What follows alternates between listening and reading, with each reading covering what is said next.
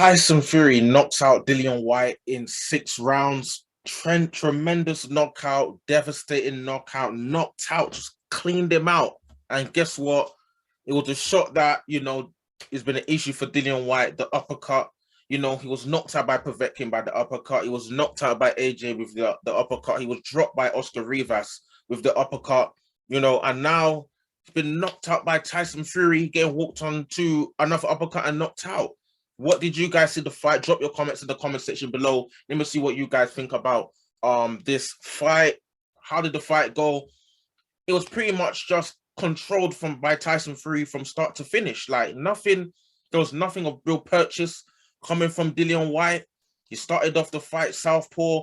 That didn't work. Then obviously he tried to switch it up a bit, going back to orthodox. And to be honest, Tyson Fury bossed this fight from start to finish. At no point did I feel like, Tyson Fury was in any form of trouble at all. He was in control. He had the first round, it was a feel-out round. The next couple of rounds, Dillian Whyte, he tried to get a bit rough and tumble here and there. But, and they both, gave each other equally, that rough and tumble. But Tyson Fury knew what he was doing. They've probably watched all the videos of Dillian Whyte's fights, and they know that if we can walk this guy into uppercut, it's lights out. And that's exactly what happened. Dillian Whyte, I said in my pre-fight video that Dillian Whyte has got to close the distance, medium to close range, in order to give himself the best chance. But unfortunately, he didn't have the foot speed in order to keep that up. At some points he got into the medium to close range, but then even when he did, he wasn't really letting his hands go. He was trying to hit free to the body, the shots were very telegraphed. The right hands and the hooks he was throwing, very telegraphed. And we've seen Tyson Fury fight Deontay Wilder.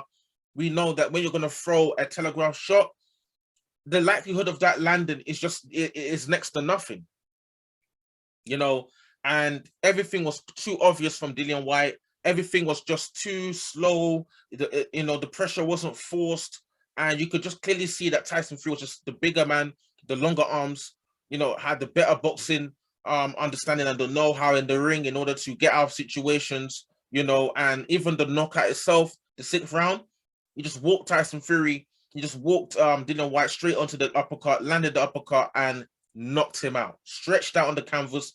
Dillian Whyte did get up, but just like how Dominic Brazil looked like he just fell into the ropes, same thing with Dillian Whyte. Fortunately, wasn't able to continue, but obviously, still hats off to him. He got in the ring. He was looking for that WBC title shot. He got the title shot, and did the best that he could do. I highly suspect that Dillian Whyte would feel that there's some things he should have done better in this fight, because everybody watching can definitely know that this stuff Dillian Whyte could have done better, letting his hands go more when he was in range. Obviously, he cornered Tyson Fury a couple of times. He didn't really let his hands go at all.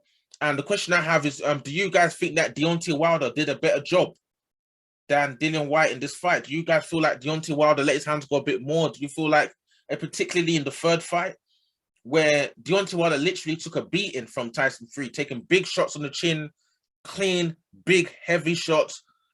At times he looked like he was getting knocked out. Then at some point he's landing a right hand, didn't have the same power, but still had a bit of venom on them. And, especially in that 10th round in the Wilder Fury 3, where he looked like he caught Tyson Fury with a bit of a right hand and Fury was momentarily buzzed. So I feel like Deontay Wilder showed a little bit more grit and a little bit more, he just had that extra tool in place, especially with that missile of a right hand, that equalizer there that helped compensate him in the fight. And Dillian Whyte just didn't have any. He didn't have an equalizer there. He just didn't have something that he could say, if I land a shot from long range, I can get it. I can get a knockout here, or I can get a knockdown. He was relying on getting on the inside to land this left hook or land some shots. He did try to go to the body to try and break Tyson Fury down, but what's the point of getting Tyson Fury to the body to break him down if you're not going to follow up with the following shots? It's very difficult. And to be honest, Deontay Wilder at 6'7", Tyson Fury at 6'9", the height balance there is a bit more. It's a bit easier for Deontay Wilder in terms of dealing with the height of Tyson Fury. But Dillian Whyte at 6'4", visibly just even watching the fight, it's a complete mismatch in size and in height, and you could see it in how Dillian Whyte was struggling to really get to Tyson Fury, closing the distance. And Dillian Whyte not really been a quicker guy on his feet anyway. It's very tough. But what do you guys think about this fight? What did you guys think? Just Tyson Fury was talking about retiring. Do you guys believe he's actually going to retire? I don't necessarily think he's definitely going to retire. You know, he beat Dillian Whyte here. He's beaten Deontay Wilder. You've still got Joshua Usyk lurking in the corners as well. So does he want to stick around and wait for an undisputed fight? You know, does he want to stick around and wait for an undisputed fight? That's something I want to definitely see. I'd rather him stay around and wait for see. I want to see that undisputed fight. I don't want to see have fights, you know, people leaving the heavyweight division and then we're missing out on certain fights like Fury versus AJ or Fury versus Usyk or even talking about Wilder retiring. I still want to see a Wilder fight. I still want to see Wilder fight Anthony Joshua. So I just want to hope all the fights that we want to see for this present era of fighters actually takes place. That's what I'm hoping for. But focusing on this particular fight, do you guys think Tyson Fury is going to retire? Obviously, he won he has the WBC. He has the Ring magazine. I think they gave him another title, the Union title, something like that, British title, something like that. The first time I'm hearing of that one. But you know, if Tyson Fury does actually go on and retire, what does that mean for the undisputed? Does that mean that obviously there's going to have to be a fight for the vacant WBC? And if there's going to be a fight for the vacant WBC, who's going to fight for that title? Deontay Wilder. If he sees a vacant WBC, maybe Wilder might come back to fight for that. And who would he fight for that? Andy Ruiz. I think Andy Ruiz in the WBC rankings will cease somehow. I think he's still there. So I feel like he would fancy his chances.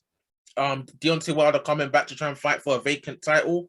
But I'm not sure. Tyson Fury is very unpredictable. He might just go on and actually retire, or he might go on holiday. We see him in the gym, throwing hands in the gym. And then next thing you know, he's fighting some journeyman. And then he goes on to fight undisputed. We just don't really know Tyson Fury. For Dillian Whyte, where does Dillian Whyte go from here? You know, it's going to be obviously getting knocked out by Tyson Fury. It's a tough one. You know, there's still fight. Obviously, I think Joe Joyce is going to be fighting Joseph Parker.